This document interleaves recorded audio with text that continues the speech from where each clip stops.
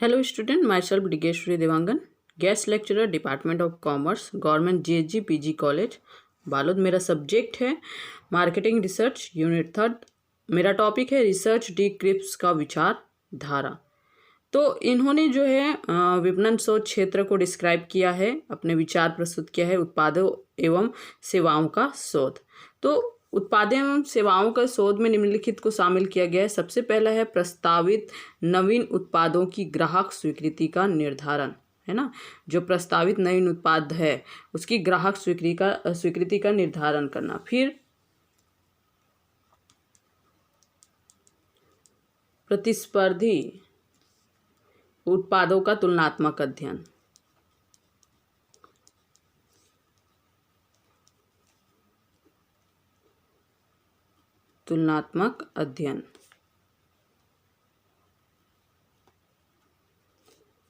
फिर है नवीन प्रतिस्पर्धा उत्पादों का मूल्यांकन,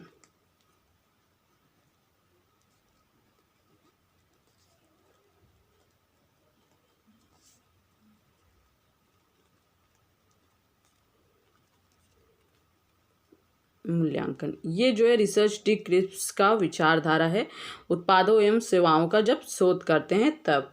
फिर नेक्स्ट है विद्यमान उत्पादों के चालू और नवीन उपयोगों का निर्धारण, चालू और नवीन उपयोगी का निर्धारण।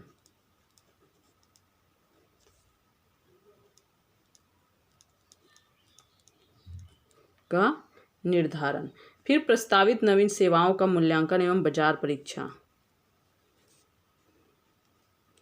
सेवाओं का मूल्यांकन एवं बाजार परीक्षा।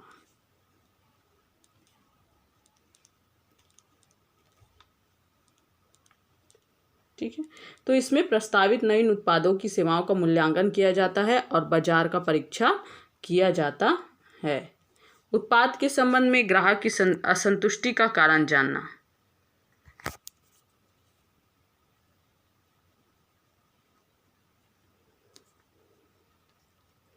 उत्पाद के संबंध में ग्राहकों की असंतुष्टि का कारण जानना, असंतुष्टि का कारण जानना। ठीक है, फिर उसके बाद उत्पाद पंक्ति का सरलीकरण, उत्पाद पंक्ति का सरलीकरण।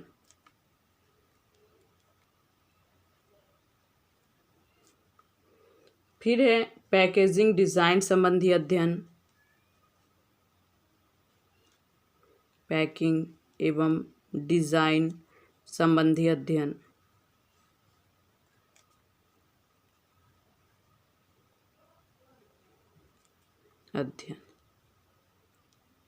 ठीक है, तो ये है उत्पादों एवं सेवाओं का शोध जो कि रिसर्च डी क्रिप्स का विचारधारा है। अब बाजार शोध पर उनकी क्या विचारधारा है।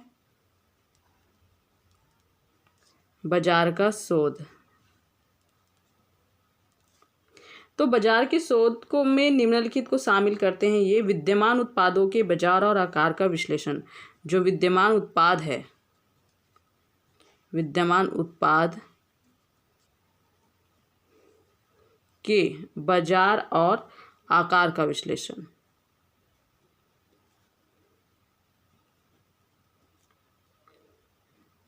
आकार का विश्लेषण करना, है ना। विद्यमान जो उत्पाद है उनका जो बाजार है और उनका जो आकार है उनका विश्लेषण करना। फिर उसके बाद है नवीन उत्पादों की मांग का अनुमान लगाना, है ना, कि हम नवीन उत्पाद बनाएंगे उसका मांग कितना होगा, उनका अनुमान लगाना, मांग अनुमान लगाना किसका, नवीन उत्पादों का। फिर विक्रय पूर्वानुमान और सामान्य व्यवसाय, विक्रय का पूर्वानुमान लगाना,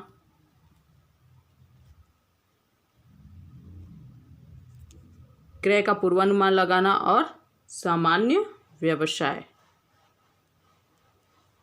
ठीक है, नेक्स्ट हमारा है बाजार की विशेषताओं के बारे में जानकारी प्राप्त करना। ठीक है, बाजार की विशेषताओं के बारे में जानकारी प्राप्त करना।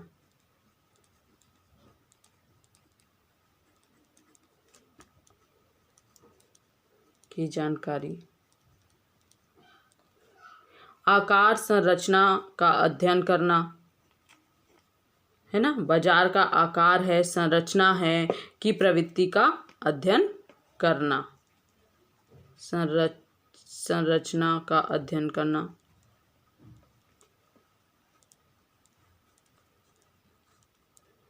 फिर जो है उत्पादों के लिए बाजार की विशेषताओं का निर्धारण करना।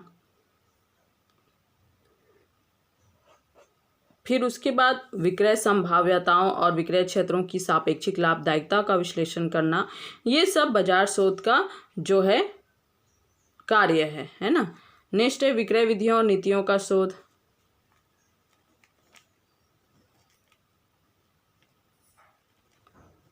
विक्रय विधियों और नीतियों का शोध।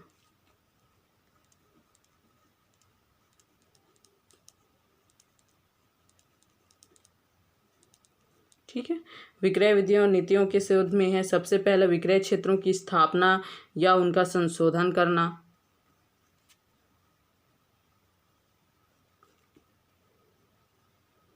विक्रय क्षेत्रों की स्थापना या उनका संशोधन करना।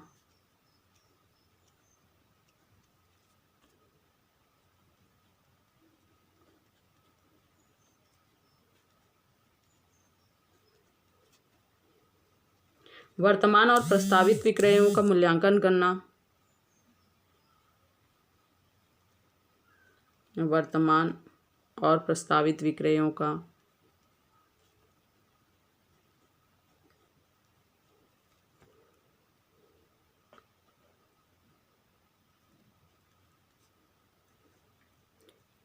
का मूल्यांकन करना।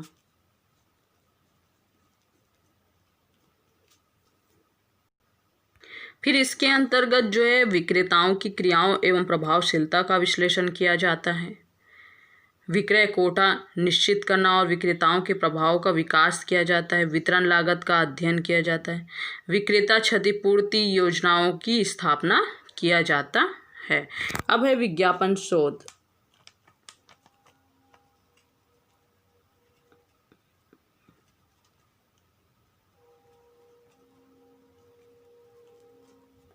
विज्ञापन शोध के अंतर्गत विज्ञापन प्रभावशीलता का मूल्यांकन किया जाता है। प्रभावशीलता का मूल्यांकन। प्रभावशीलता का मूल्यांकन किया जाता है। फिर विक्रय परंपराओं का विश्लेषण किया जाता है।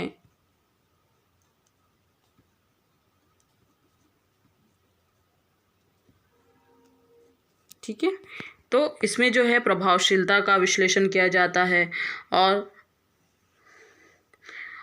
विक्रय परंपराओं का विश्लेषण किया जाता है। विज्ञापन माध्यम का चुनाव किया जाता है।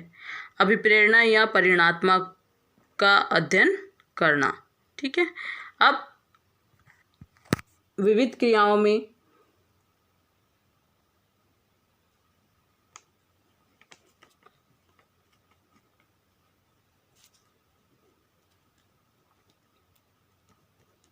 विविध क्रियाओं के अंतर्गत जो है कंपनी उसका उत्पाद या उसकी गतिविधियों के संबंध में कर्मचारी, जनता या अंशधारियों की संपत्तियों का विश्लेषण किया जाता है। नवीन विक्रय शाखाओं की स्थिति का निर्धारण किया जाता है। वर्तमान संघीय, राजकीय एवं स्थानीय निगमों और कंपनी पर उसके संभावित प्रभावों का अध्ययन किया जाता है। अब विपणन शोध हैंडबुक के अनुसार, है ना, विपणन शोध प्रयोग के क्षेत्र को बांटा है। किसके अनुसार? हैंडबुक के अनुसार। हैंडबुक का विचारधारा।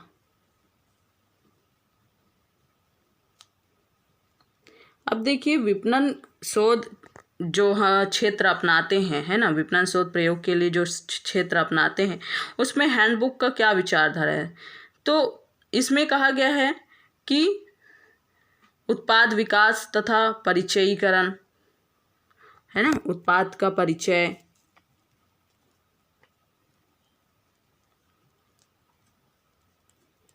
उत्पाद का परिचय। तो इसमें जो है बाजार संभाव्यता का अनुमान लगाना, उत्पाद का परीक्षण करना, है ना, फिर बाजार का परीक्षण करना, ये सब शामिल है। क्या क्या? संभाव्यता का अनुमान, संभाव्यता का अनुमान,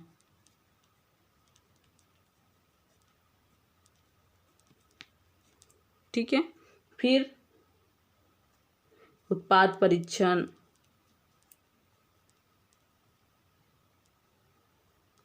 फिर बाजार परीक्षण,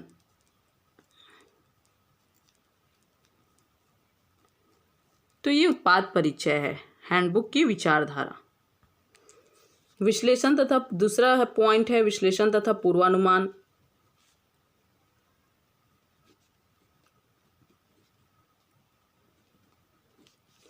तो इसके अंतर्गत विक्रय का पूर्वानुमान लगाया जाता है, विक्रय पूर्वानुमान,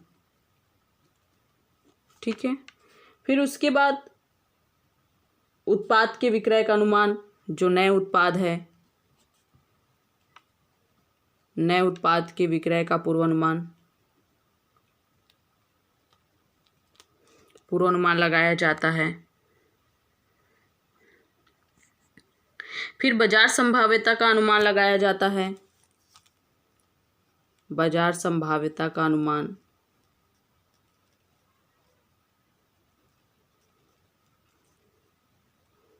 अनुमान लगाया जाता है। फिर विभक्तिकरण अध्ययन की जाती है, बाजार विभक्तिकरण का अध्ययन किया जाता है, ठीक है। अब तीसरा उनका विचारधारा है विपणन शोध।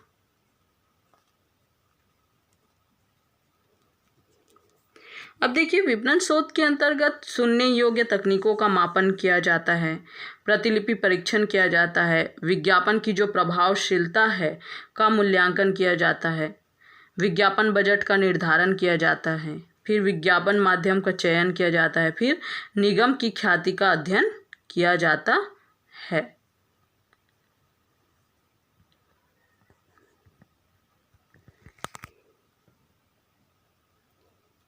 अब नेक्स्ट है प्रायोगिक विश्लेषण विपणन।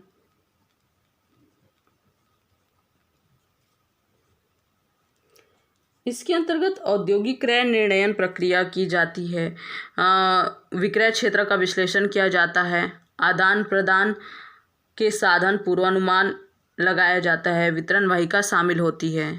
फिर इसके अंतर्गत जो है मूल्य पूर्वानुमान की कला होती है ना, मूल्य पूर्वानुमान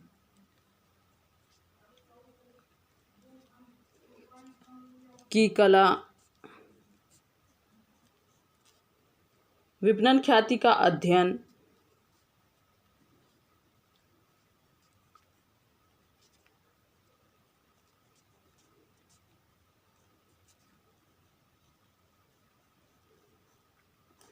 ठीक है। तो जो है प्रायोगिक विपणन में मूल्य पूर्वानुमान की कला, विपणन ख्याति का अध्ययन किया जाता है। फिर नेक्स्ट है फुटकर शोध।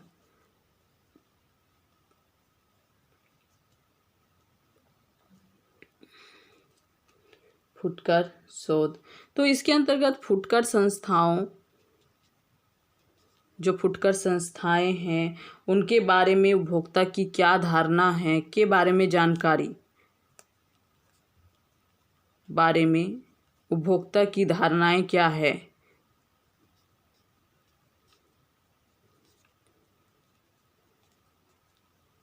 उपभोक्ता की धारणाओं के बारे में जो है पता लगाया जाता है ना, कि वो जो है फुटकर संस्थाओं है उसमें उपभोक्ता क्या धारणा रखती है। फिर नेक्स्ट है स्टोर ट्रेड क्षेत्र का निर्धारण करना, क्षेत्र का निर्धारण करना,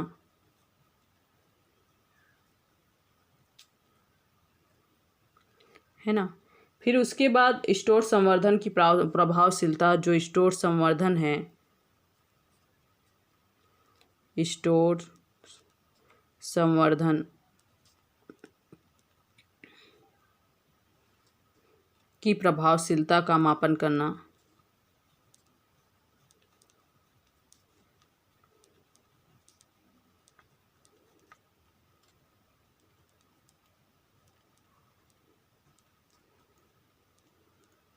ये फुटकर शोध के अंतर्गत आता है। अब छठवां है अंतर्राष्ट्रीय विपणन।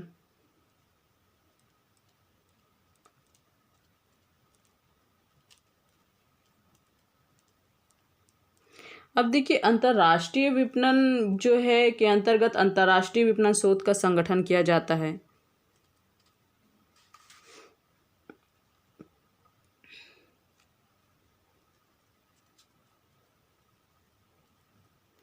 अंतर्राष्ट्रीय विपणन शोध का संगठन किया जाता है।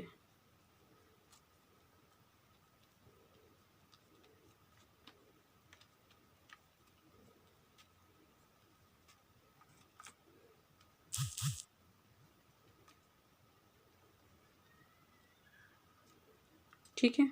फिर सांस्कृतिक संबंधों की समस्याएं।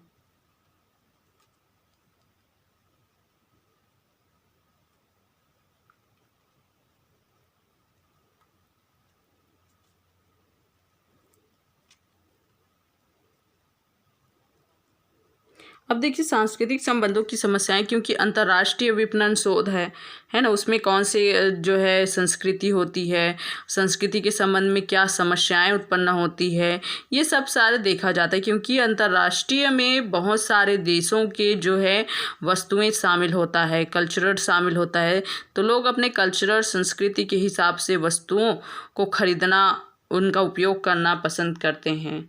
ठीक है। फिर राष्ट्रीय सीमाओं के बाहर बाजार अवसर।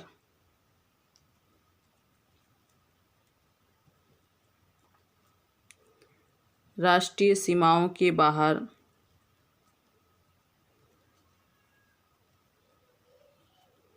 बाजार अवसर।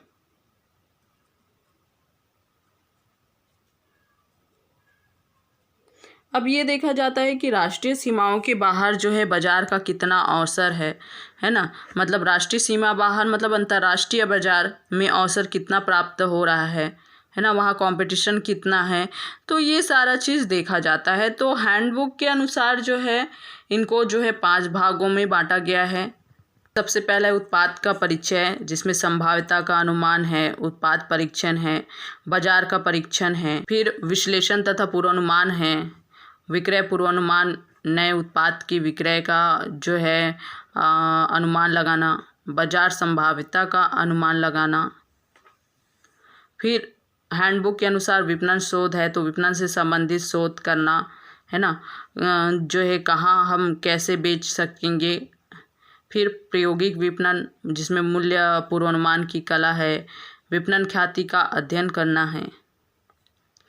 फिर आपका जो है 5वां फुटकर शोध है, इसमें जो फुटकर संस्थाएं हैं उसके बारे में अध्ययन करना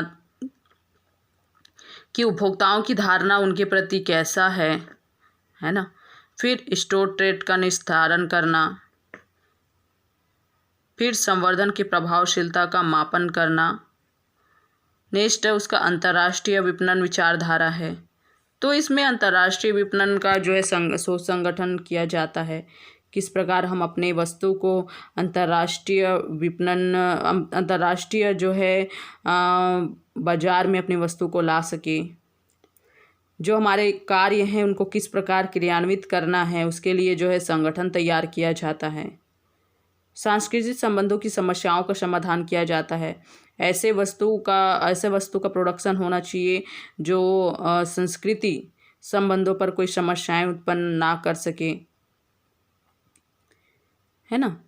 तो हैंडबुक ने अंतर्राष्ट्रीय विपणन पर जो अपना विचारधारा प्रस्तुत किया है वो है संस्कृति संबंधों की समस्याओं को बहुत अच्छे से जो है देखना है। फिर राष्ट्रीय सीमाओं के बाहर जो है बाजार का कितना अवसर है ना, इस अवसर का जो है लाभ उठाना चाहिए कि नहीं, ये सारा चीज़ होता है। Thank you.